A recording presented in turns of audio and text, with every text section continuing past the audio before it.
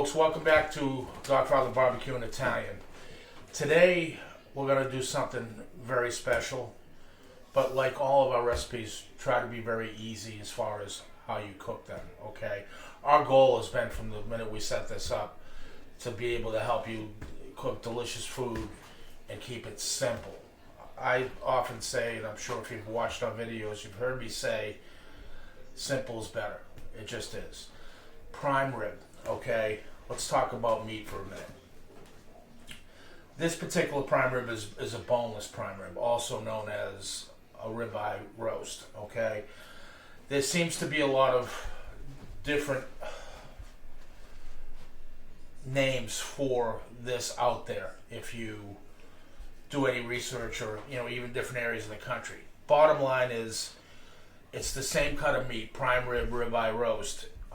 It's just a matter of what grade of meat it is. Now, the meats that we consume anyway. There's 8 grades of meat. Okay, I have a meat background,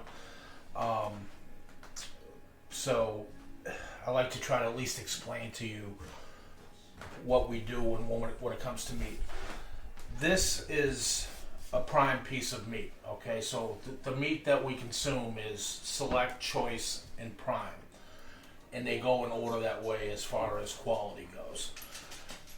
There's a lot of choice. Most common is choice. Okay, most of your restaurants that serve prime rib, it's not really prime, unless it's a high-end restaurant. A lot of times they will, but mostly it's choice. Okay, and you can you can make a great rib roast with choice too. So if you can't find prime, or you don't want to spend the extra money, completely understandable, especially nowadays. Okay, so the cuts of meat are the same, whether you're talking prime rib or ribeye roast. You have boneless. I typically buy them with the bone in. I like the bone in because, especially if we're going to do it on a smoker or the green egg, that bone will provide a bed of protection from the heat. And I think at the end of the day, it's slightly more moist. But this cut of meat is so well marbled that it really doesn't matter bone in or bone out. Some people say there will be a little bit more flavor with the bone. I don't know. I tend to believe with the quickness of the cook, the short time it's on there, that the bone doesn't lend that much flavor.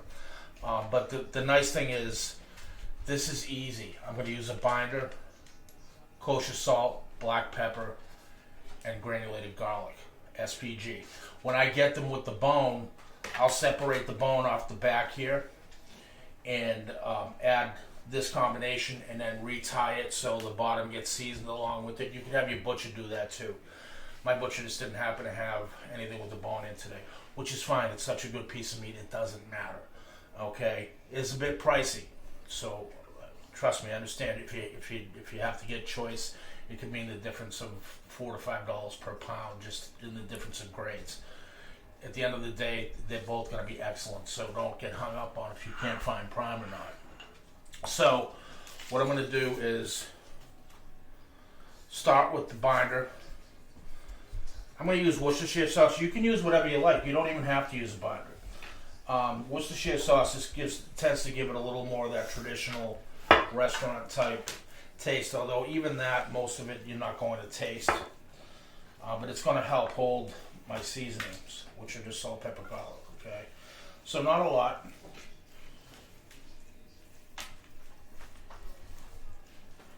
Make sure you get your sides.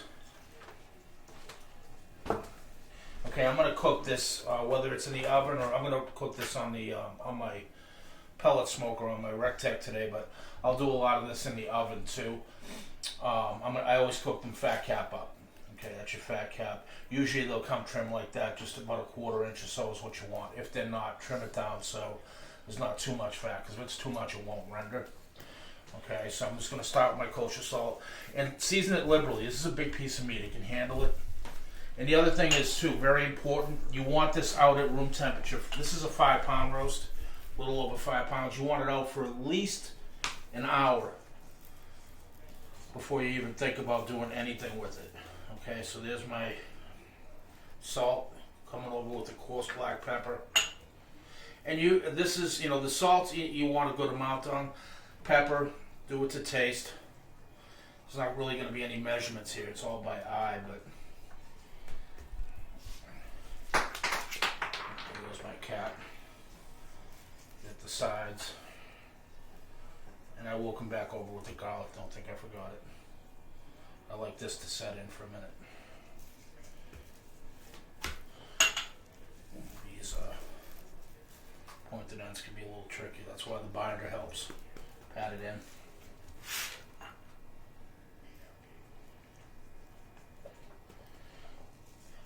And this will, whether it be in your oven or in your smoker, help develop a nice rich bark. That's the other reason I like the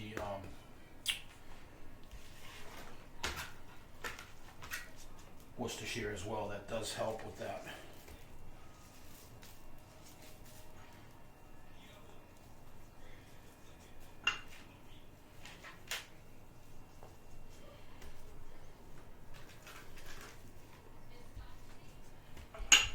More salt. Fat's gonna take care of it. I promise you, it looks like a lot of salt. It's not. Okay. I want to end on my fat cap, so I'm going to start with the garlic on the bottom side. And again, this to taste, however much you like. I like just coating it so I cover the meat. Pat it in.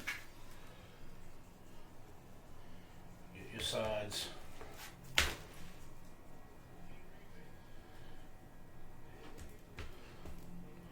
This, my kids fight over especially the ends. It's the funniest thing you've ever seen. They love the ends because they get nice and crispy.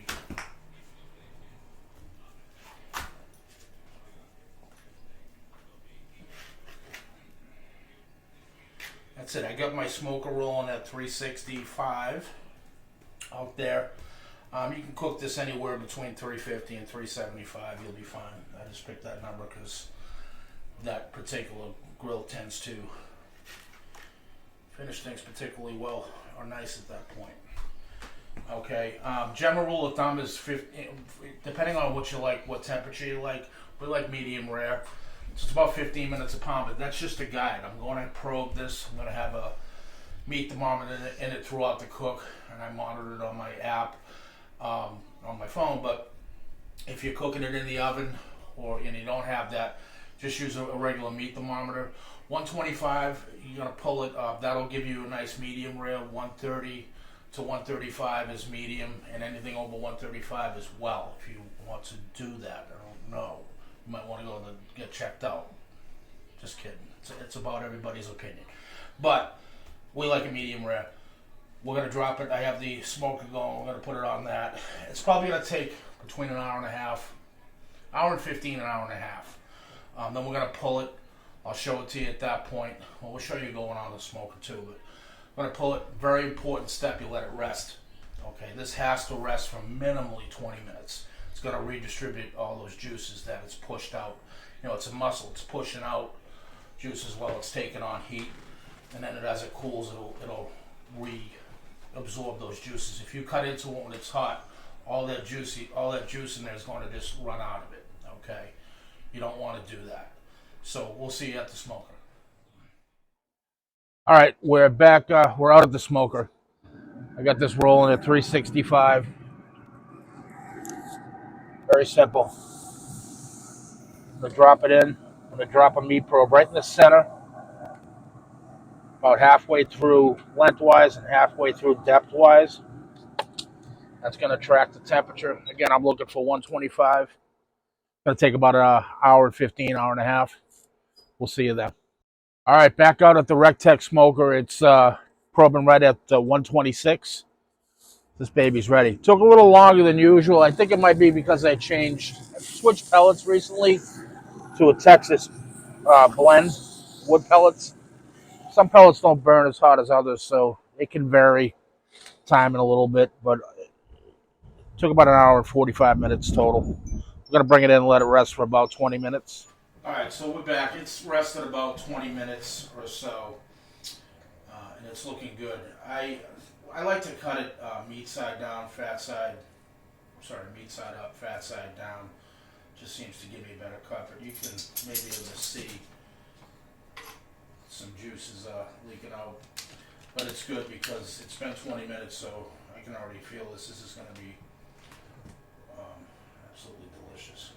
But I'm going to cut it the way you can slice this like a steak. You can slice it thin. You can make sandwiches out of this.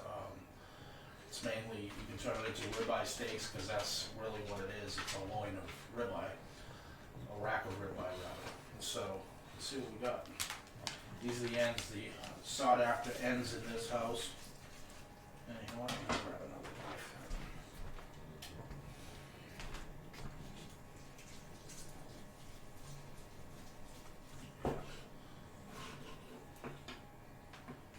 You can see that's a perfect. This is an end piece, so it's going to be a little more cooked in the middle. So the middle is going to be a nice medium rare. And I would say that's about half-inch slices. I mean, look at that. The juice, and you can tell it's just tender. Get a shot at the middle, see the juices in there are just insane. Might lose that cap there, which is okay.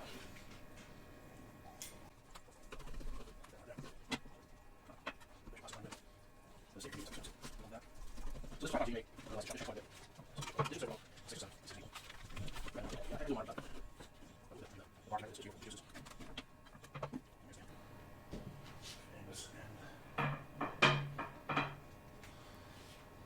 So that's it. Gotta be delicious prime rib, perfect medium rare. Again, if you like it more cooked, pull it at 135 for medium, 140 or over for well, if you like it that way, 120 for rare. I prefer it that way, but not everybody agrees with me, so we do it. We compromise. I pull it at 125. It's going to continue cooking while it rests, so keep that in mind as well. If you like it a little more rare than that, pull it at 120. But that's it. Let me know what you think. And again, choice or prime, either one of them is going to produce a great product. So until the next time, thank you. Please subscribe.